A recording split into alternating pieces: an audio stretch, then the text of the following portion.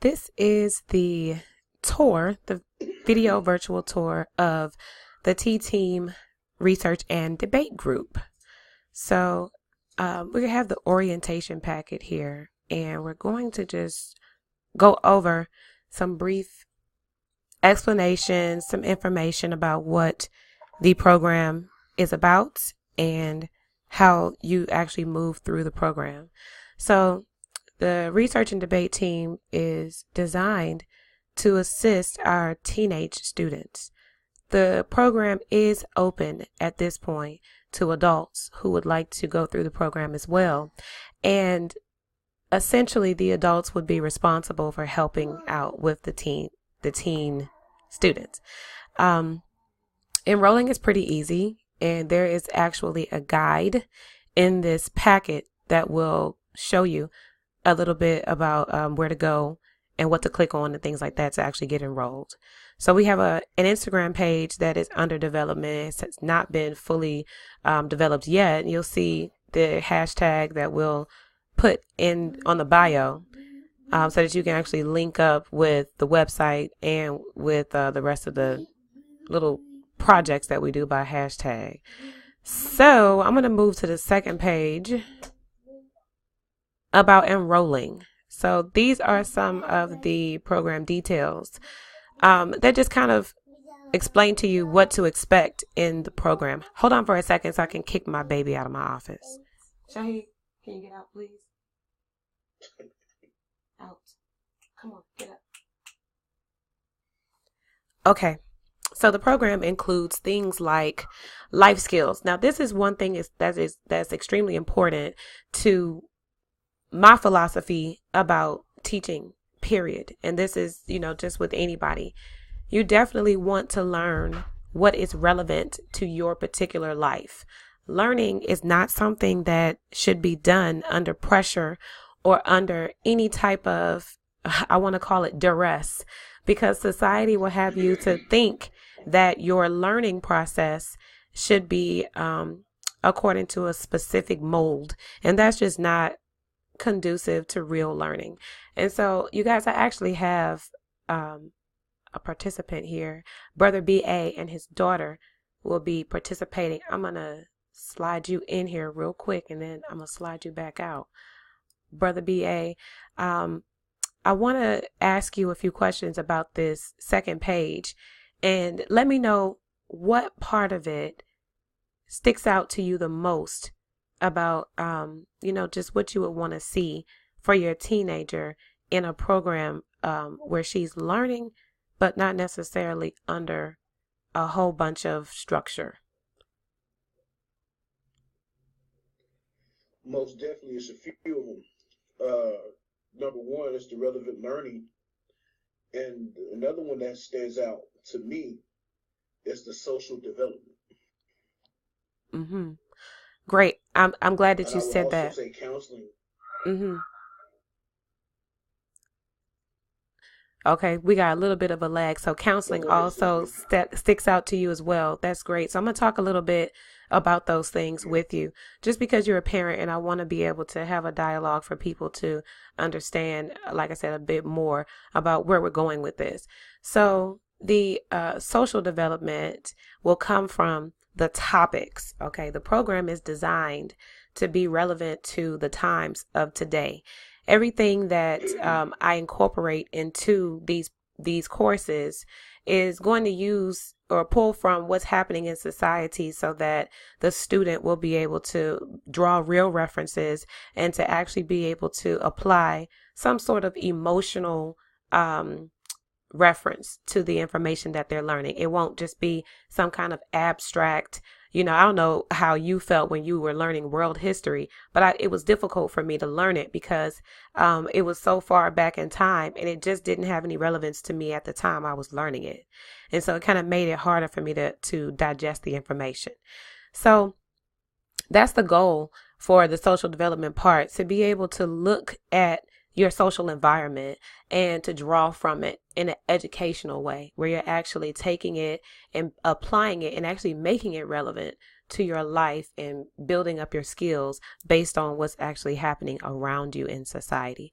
So the counseling is actually very related to that element to the program, because what I know, and I want to warn you and everybody else right now about how the program will affect you and the student, or you as the student, so to speak. Because as you're learning some of these things about your social environment, it will start to affect who you are as a person, of course, if you're actually learning, and then it will start to affect your spirit. And it might happen in any order. So like I said in my email, the program will be considered successful if you have some sort of passion come out of your learning and your development. If you have some kind of passion that comes out of what you've learned, and you're able to say, okay, this is how I want to live my life, and this is how I actually want to develop. And so the counseling services I provide are going to be tied towards that. And so the counseling services, like I said, will be geared towards that. Whenever if we're discussing something that doesn't make a lot of sense, we'll be able to stop the class for a moment, have a discussion, really dig down deeper into it, target where the confusion is coming from, and then bring out the truth, or bring out the light of understanding that goes underneath that.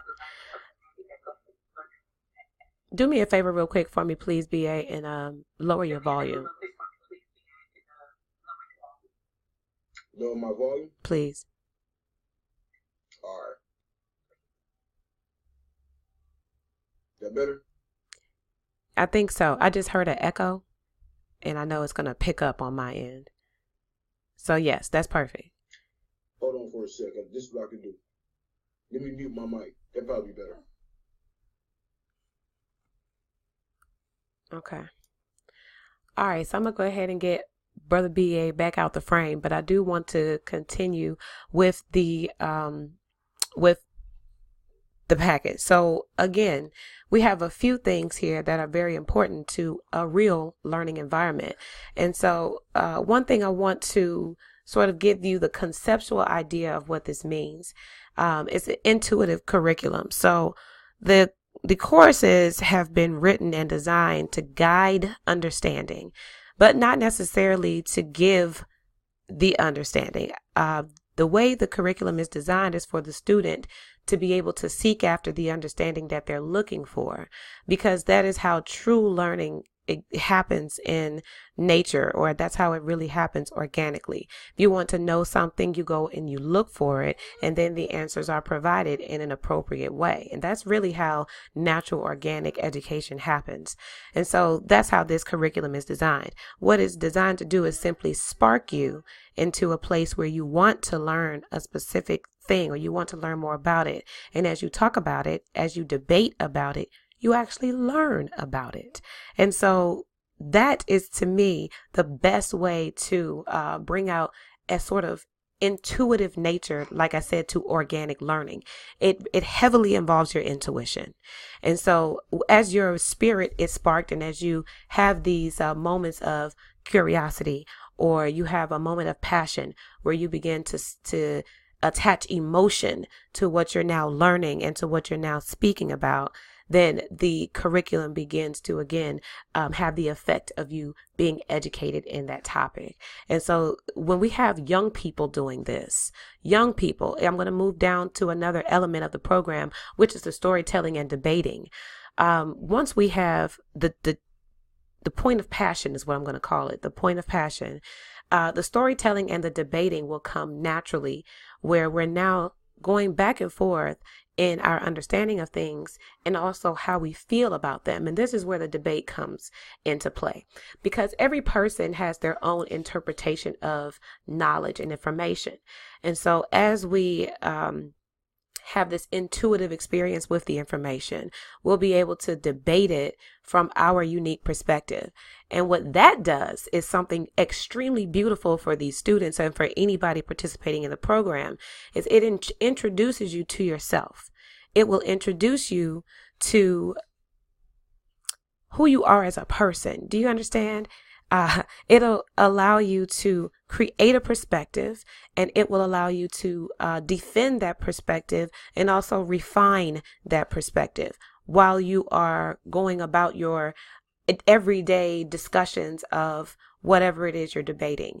That introduces you to yourself and who you are. And the more you notice about who you are, you can come out of your shell, or you can sort of change up who you are and how you're going about this reality.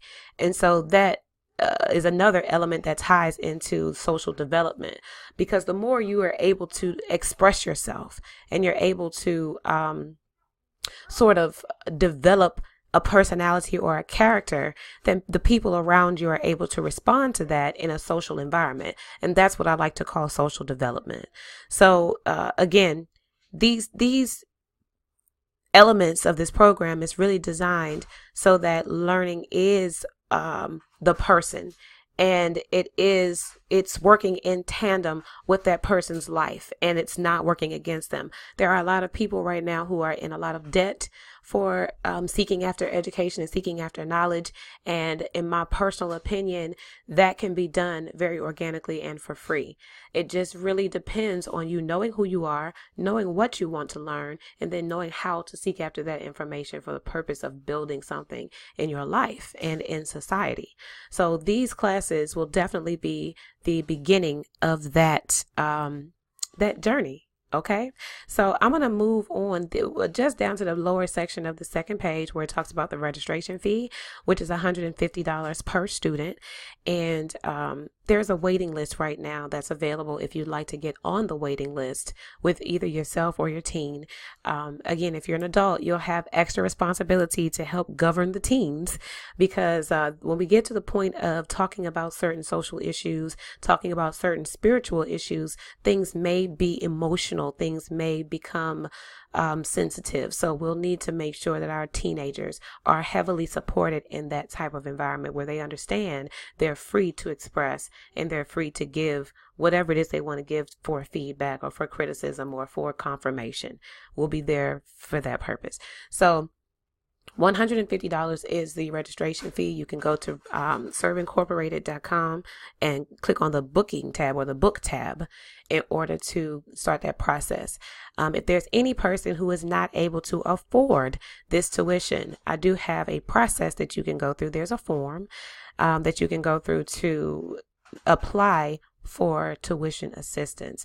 I will allow installment arrangements. I'll also allow waivers up to 100% if you can show me that you have some sort of financial inhibitor to enroll in this program, because this is really about learning. It's not about money. I really want you to have the understanding that you need to have in this society, because what I understand is that even if I don't get your $150, I might be able to spark you to do something that's worth a whole lot more than $150, and I'll settle for that. Okay, so here we go on page 3, which is our crest and our creed. This is something that is extremely important. I'm going to bring you back, if you don't mind unmuting yourself, Brother BA. I want to talk about this crest and this creed. So go on to page 3 for me, please, and let's just read a bit about this. It's going to be really important for us to know what this program really is and how we are going about the process. All right, so on the first part of the crest, this is the most important part. I'm going to read this and I want you to talk to me about it if you can. Atop the crest is the most important aspect of the T-Team research and debate group. The single I represents our dedication to light and love as our primary function and purpose. The information we seek is to analyze and utilize individual and social truths, allowing us to gain freedom by gaining perspective. We aim to heal our communities and educate our people by giving our research context and functional applications in the lives of our people and the foundations of our society. So that's a lot that I just said, but behind this is what I feel was the purpose of our ancestors, was to go ahead and educate ourselves for the purpose of spreading this information to other people for the point of lifting up the vibrations of our society. The more educated we are, the better we should be able to evolve, right?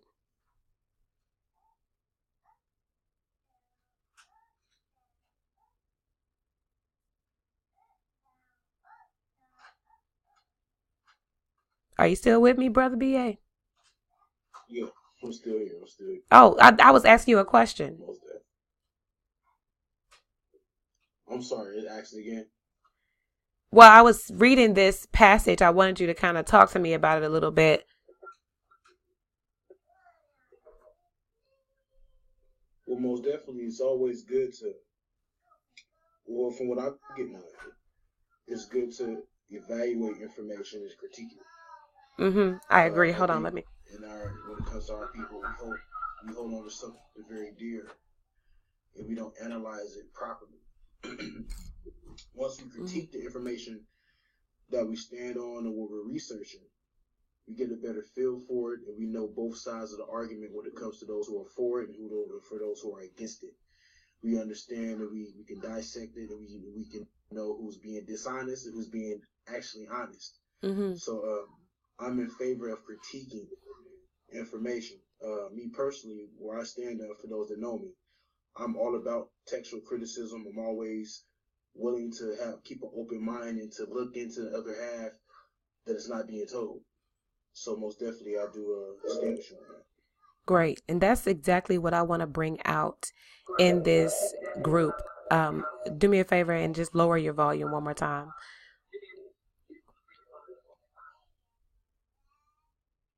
And so, like I said, I want us to really bring out this information so that we're able to give students an understanding that they can rely on when they go out into society to be something that will carry them into, like I said, this sort of process of evolution where they're not just floating about in society, not knowing how to carry themselves and how to progress and how to move forward.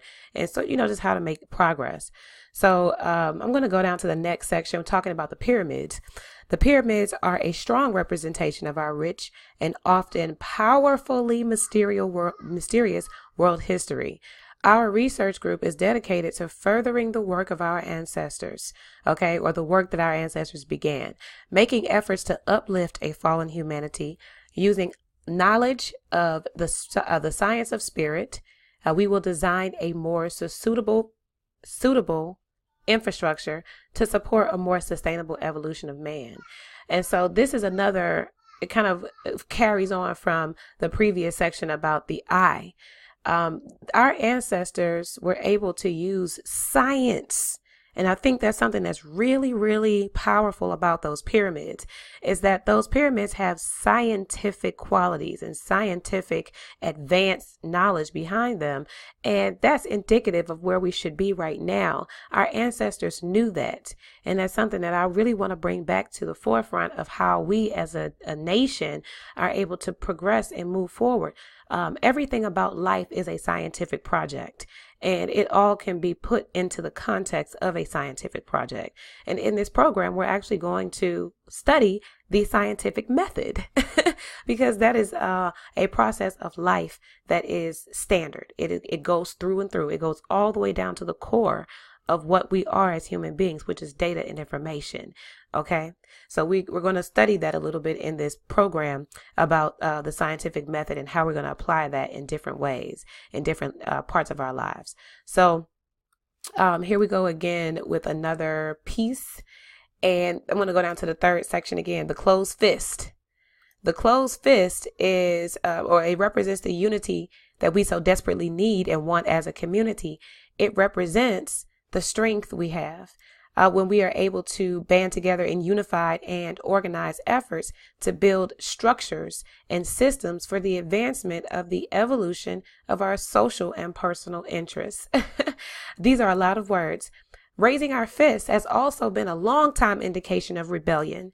We rebel against ignorance and inaction as we charge our communities to learn and get involved in working together with our missions. And so just a brief little topic about that. Being a rebel doesn't have anything to do with physically fighting back.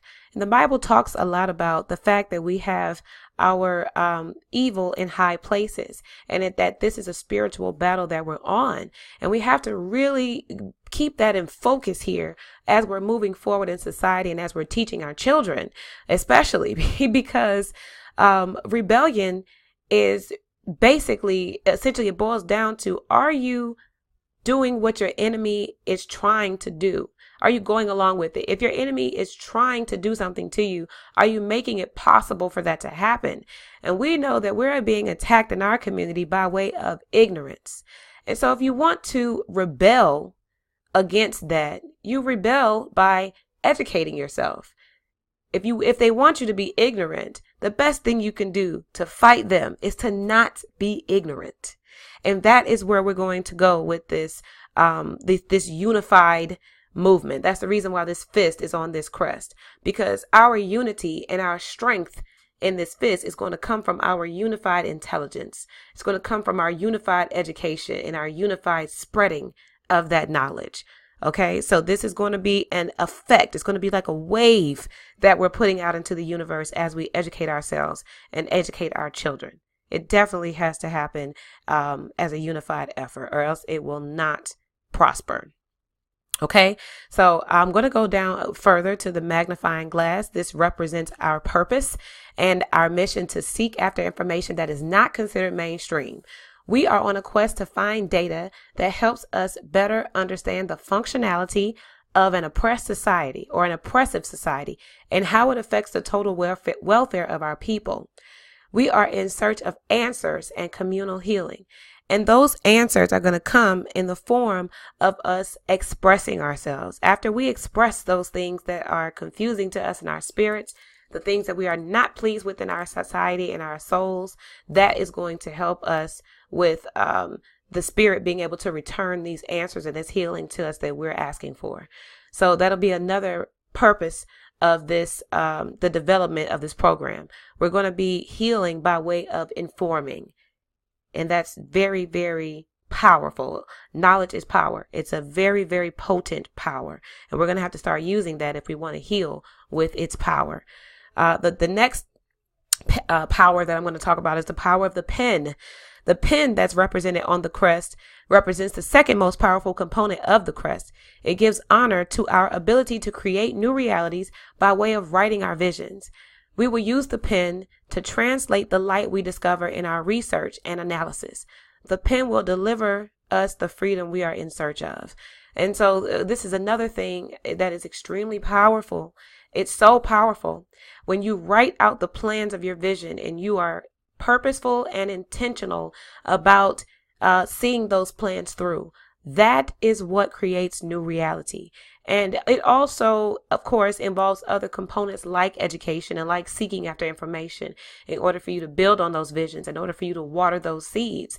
But again, the pen is where that begins, because you have a thought up here, but you don't give life to it until you either speak it or write it.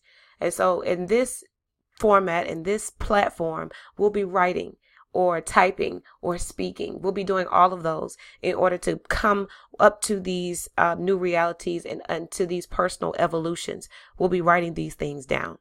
And finally, on page 3, I want to talk about the caduceus at the bottom, which represents the rising of our spiritual vibrations to higher dimensions of understanding. It represents the duality of our nature and our ability to control our reality by controlling our thoughts and energetic frequencies and vibrations. And so, again, that speaks to what I just said. We are developing ourselves and healing ourselves and basically ascending by way of personal development naturally, by educating ourselves and gaining higher perspective, by connecting with people and learning from them, learning their perspective, and then shaping our own. Okay, so I want to just ask you for a second if there's anything you have a question about, anything you want to say about that, Brother B.A. That was a lot, I know, but, give me what you got if you got it. Nah, just I like the unity aspect in the pen, and I'll start with the unity. The unity is very important because before people unify, we have to learn basic skills of communication.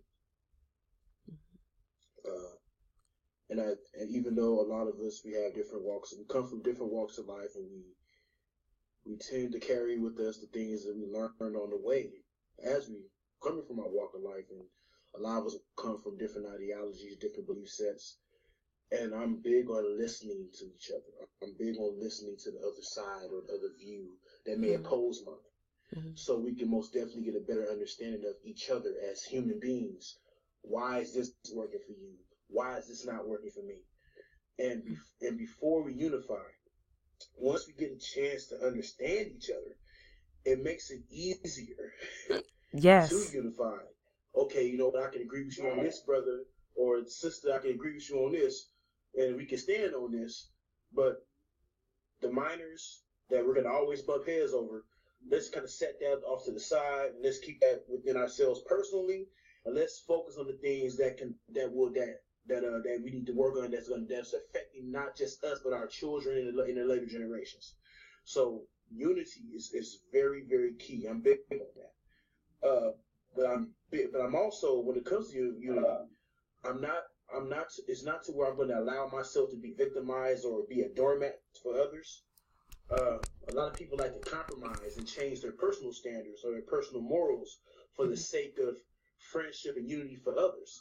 That's not what this is all about. Unify because you have a common goal. You have something that you want to work on and you want to execute, or whatever that may be. When it comes to the pen, that's close to heart to me because I'm a music artist. I'm a rapper. I do spoken word. I'm currently right now at this moment recording the album right now. So and I'm a writer. All I do is write. So and I think writing music or conveying your message through the form of music or hip hop rather, that is a powerful way to speak to people. Speaks to the oppressed. Hip hop stands for high infinite power, healing oppressed people or healing our people. I've heard the very different styles, so the different variants how people look at that. So music is a very powerful tool, and that's one way that our people, rather you be whatever ideology you come from, when it comes to melanated people, music has always been a powerful form of how we've been able to communicate, how we've been able to put out our dialogue with others. It's always been I'm getting tongue tied, forgive me. But music also is a reflection of self. Absolutely. You speak to people. I mean, for some reason through music, it's powerful. It resonates with us, especially with our people. So music has played a big part in our struggle just on this side of the planet. So the pen, writing, and the things of that nature, that's very big on my part. I really am into that.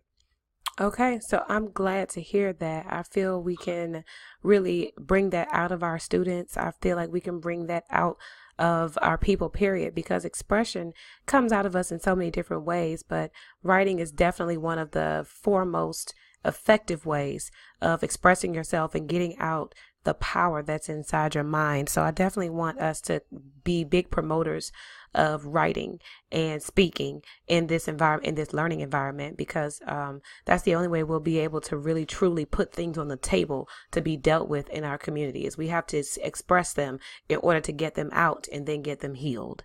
So we will move forward with that as one of our guiding lights as we teach these students and as we learn for ourselves. And so this is going to bring me down to the fourth page, which is our creed. These are the things that we are going to operate under as, like I said, our guiding light. These are the things that are going to always be in our minds as we are in our personal lives, as we're educating ourselves, as we're teaching other people. We're going to live by this creed if we're going to be a part of this particular program and this debate team, because eventually this will become a fellowship. At the end of this program, the goal is for the students to become research fellows. Now they have the full option to accept that or to deny it. But if like I said, if the course has been effective, they will become passionate and the fellowship will be something that they do naturally anyway. So I would like for all of my students to continue researching with me and for us to work on research projects together, which are aimed at certain social ends. I'm going to be doing a census survey and some other things with that data. And so I'm going to be looking for research fellows to help me aggregate this data and help me to disseminate it to our people in ways that make sense and ways that are help us to build onto certain things. So with that being said, I'm going to go ahead and read on to the 4th page, which is the creed. Let us be mindful that we are only seeking to remember the things we already know about our spiritual nature. That's huge because we are already good people. I believe our race, our nation, we are already good people. We already are benevolent at the very core of who we are. And we don't have to suffer because of that. We can thrive because of it. And I feel like if we just remember who we are already, then we'll be a lot closer to our spiritual nature. So let us respect that the information we collect is an antidote to the spiritual viruses contracted through mental and physical oppression. That's pretty self-explanatory. Let us use every available resource of the mind and our environment to apply the knowledge we gain from our data manipulation. And when I say data manipulation, I simply mean us debating back and forth, presenting certain arguments and being able to sort of pick them apart and get the understanding that's in them. Conceptually, perception is really just about individuals giving their individual perspectives and having it being understood and received by other people. So I call that data manipulation. Let's see. Let us always recognize the implications of our power to move on the data collected from all resources. Listen, I don't know how anybody else feels about information, but the way I love information, I don't care how it comes to me. I will take information from anywhere, and if it sits well and settles with my soul, I have received it. I don't care where it came from. And so I would like to move on in that spirit in this program because that is the only way I feel we can be effective learners, is if we do not ever discriminate on information. I don't care where it's coming from, who's delivering it, what it looks like, or anything like that. I want to receive it so that I can see if it suits me well. And that's just plain and simple as that, from all sources. Let us live a lifestyle in constant contemplation of our social and individual positioning. This program is going to be designed for that. It'll be designed for you to understand how you fit in society and how you want to be effective as a person in society. That's going to be one of the overarching goals of this program. So let us identify our culture by offering access to our data and helping to draw meaningful interpretations of it. There will be several people who will be interested in our data because they're interested in our culture.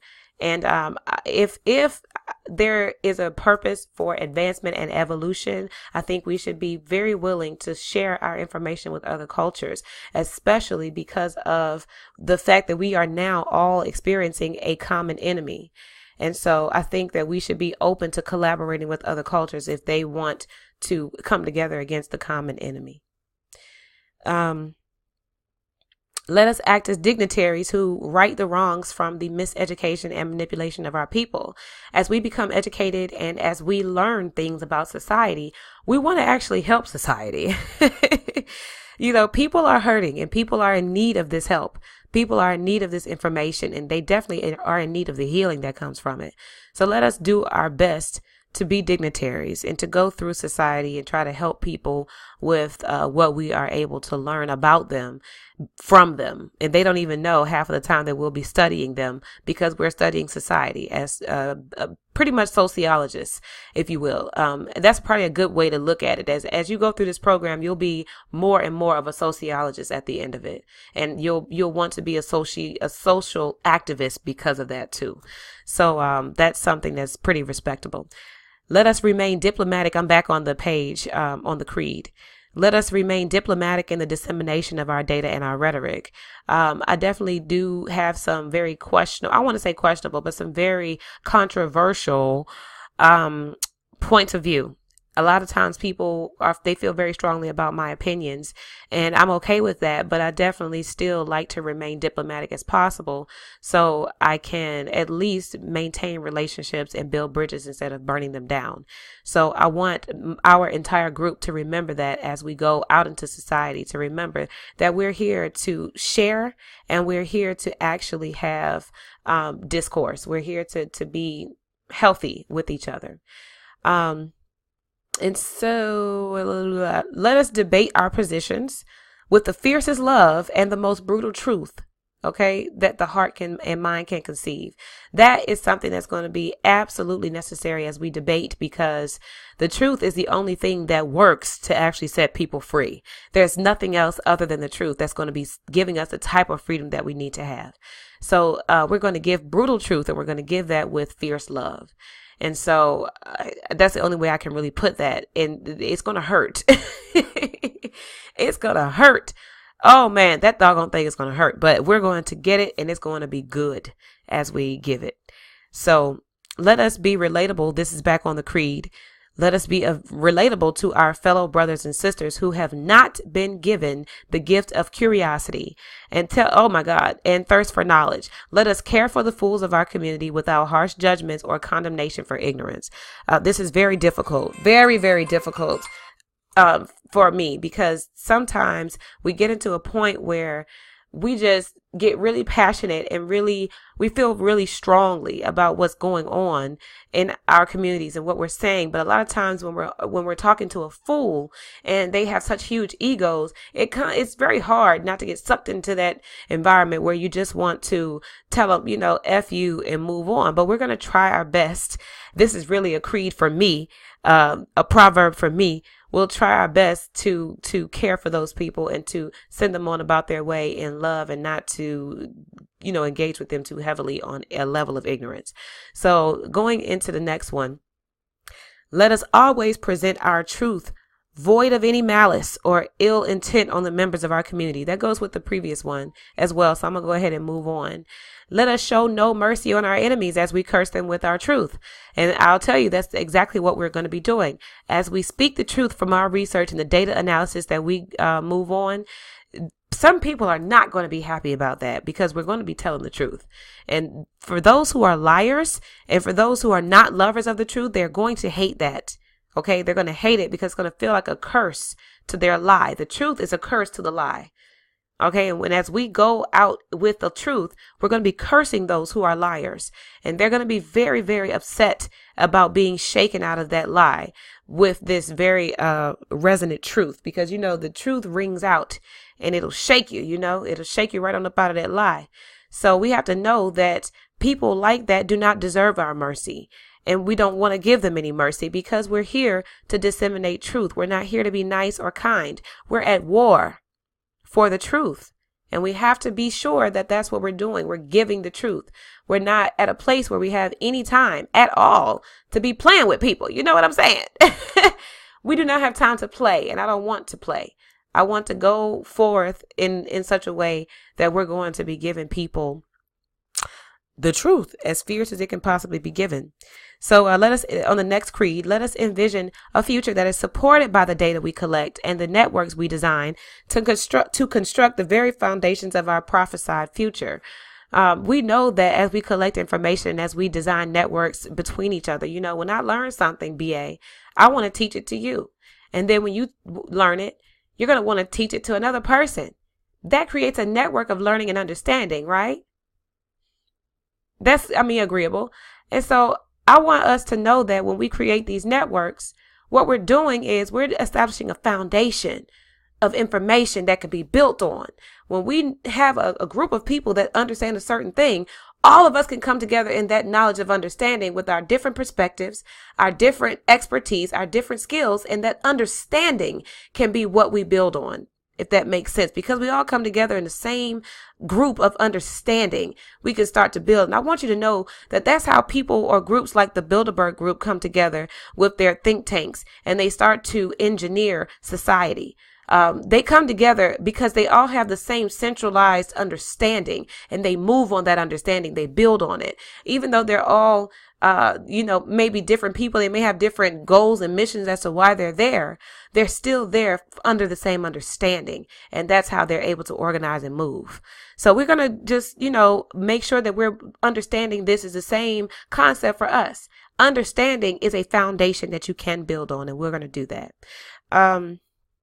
The next one, let us encourage our communities to respect the dreams of our data and analysis.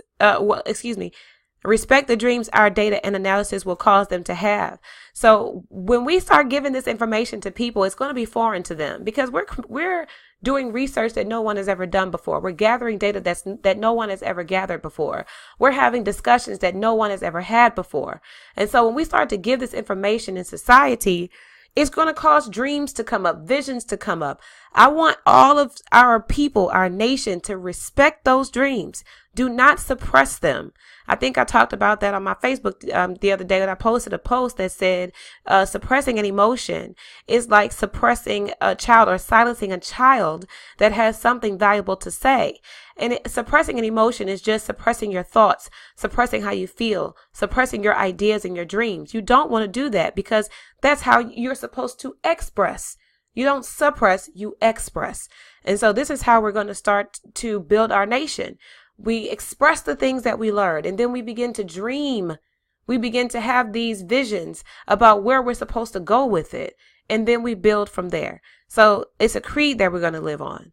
Let us band together. This is another creed. Let us band together to use our resources and those connections that we create to support and develop the dreams of our brothers and sisters. One thing that we know about our community is that we're not very supportive of each other, and that's not going to work.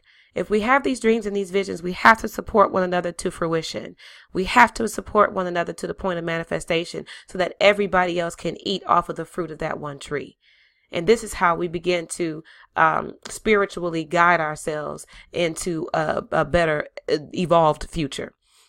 And the last one is to let us only engage in healthy debates with those who have compatible capacity to engage with our level of understanding. And like I said, we are going to be under one common understanding. If there's anybody that's outside of that understanding, either they're going to have to come into it or they won't be allowed to join that particular process, that they won't be able to join into that debate or that engagement because they don't have the capacity to be there.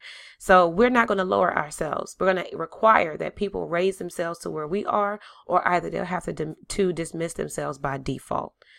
I said a lot, but what about that stood out to you? If you want to kind of elaborate a little bit, Brother BA.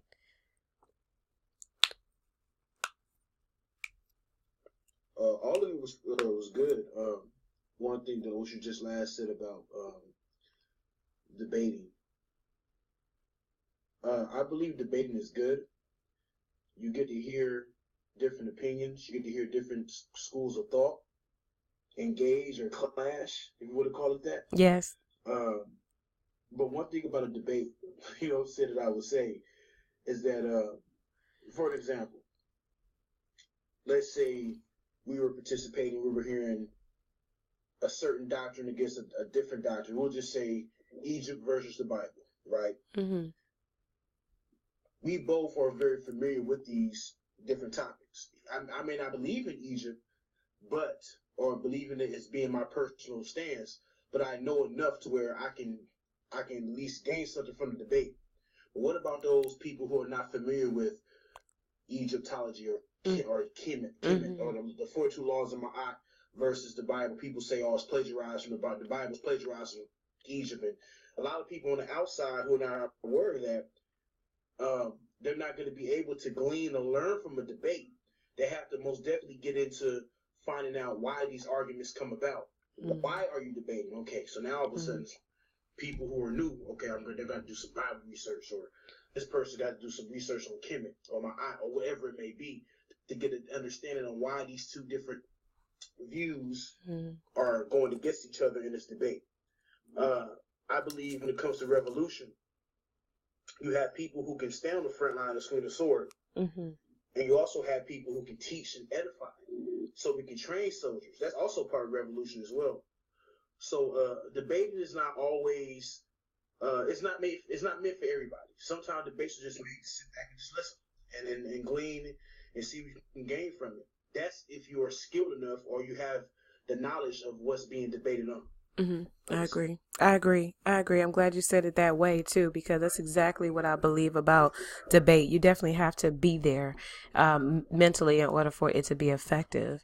So there are only a few more things. I'm just gonna breeze through this the next page, just for the sake of speeding it up. We're on here for 44 minutes now, so I'm gonna try to get us out of here before the hour. So the next page is just talking about how the program is designed to change you. This program is designed to lead the student to a place where a thirst for knowledge can be obtained, to offer a place to express yourself about the things that matter to you and find out how you define yourself in the society. And we kind of talked about that before, so that's why I want to kind of breeze through this. This program is also designed to teach you about information and what you can do with it once you have a mission for it. We teach you how to seek after information, analyze it with critical thinking, and how to create this mission for the data. This is the life of a researcher. Your imagination is the only limitation that can confine the missions any person can create for their knowledge. Data can fulfill any obligation the mind can fathom. We teach you how to be mindful of this in your everyday life because human beings are designed to process information for a reason. This is how we create our realities. This program will offer you access to counseling and mentorship as you learn the ways of data and truth finding. As you learn and become aware of certain truths, it is customary to evolve. Like I was saying before, this happens organically and naturally. When you become aware of the truth, you naturally change. You naturally grow. Oftentimes, these transitional phases are difficult and can have emotional effects that are difficult to navigate. We are prepared to teach you how to ease these transitions simply by understanding them better. You will need to have an open mind while completing this program. You will need to get involved and be a real part of the discussions. You will need to make the mission of this program your own personal mission. Any modifications will have their own effects if you modify the mission for yourself.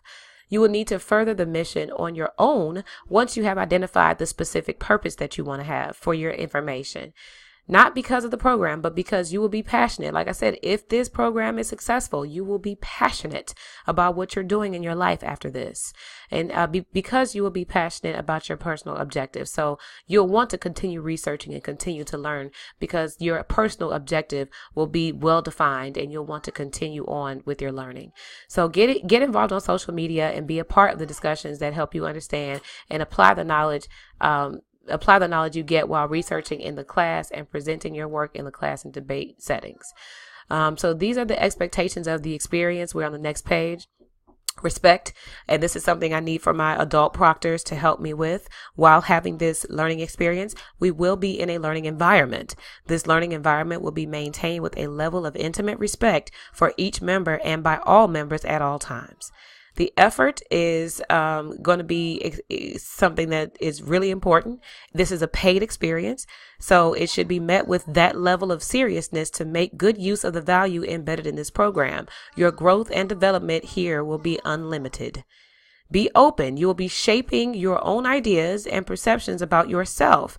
Being open and expressive allows you to be able to challenge who you think you are for a more well-defined sense of identity and purpose. You definitely have to challenge yourself. I won't, as a teacher, will not be able to challenge the person further than they're able to challenge themselves. So being open-minded and being able to challenge your own idea of who you are is definitely where we want to go with this. Being active is another and more important expectation. Being active is really important. Getting involved will help you refine your self-guided education. Be in consistent pursuit of information that supports your mission. Actively contribute your findings and conclusions as you progress by helping your community and this group. I have to change that. That's a typo right there. I'm glad I saw it.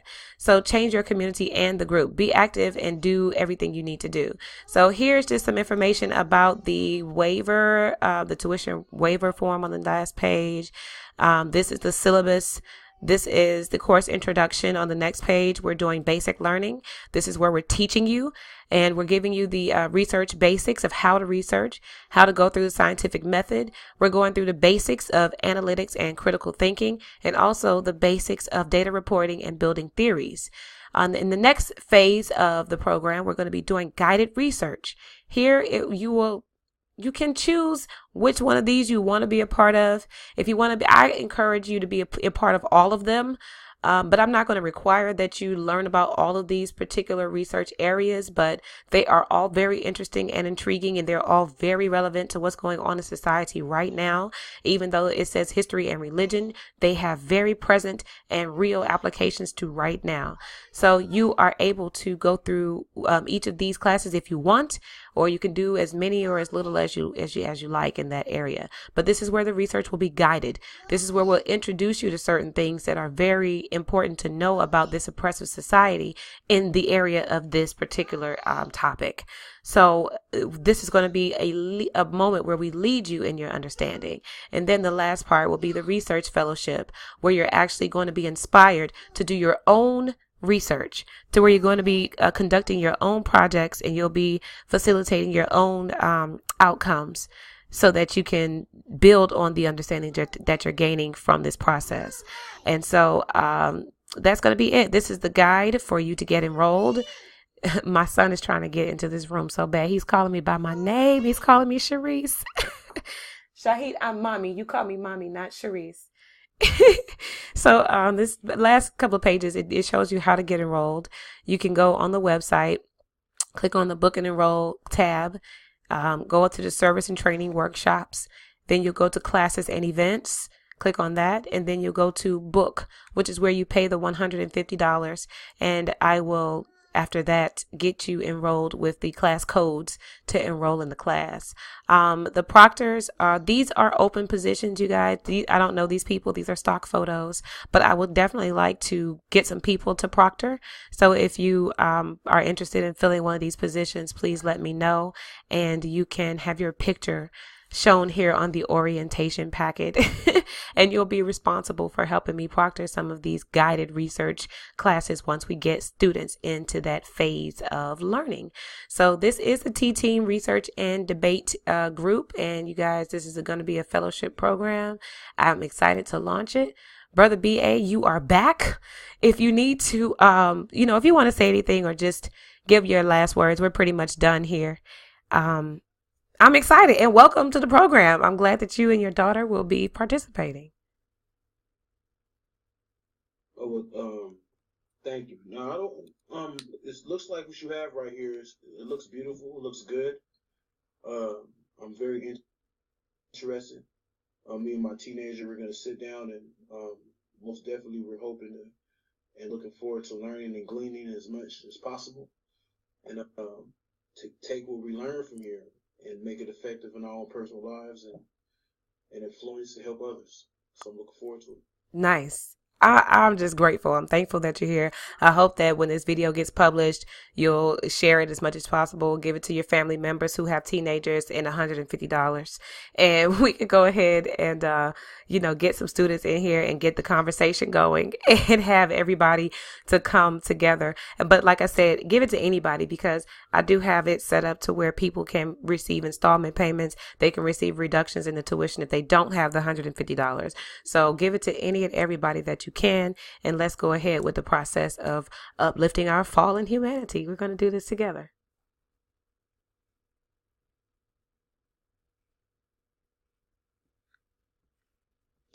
Most definitely, I agree. All right. Well, thank you for coming, Brother BA. I'm going to go ahead and close this out, and I'll just link up with you maybe by text or on social media once we are done here. Thank you.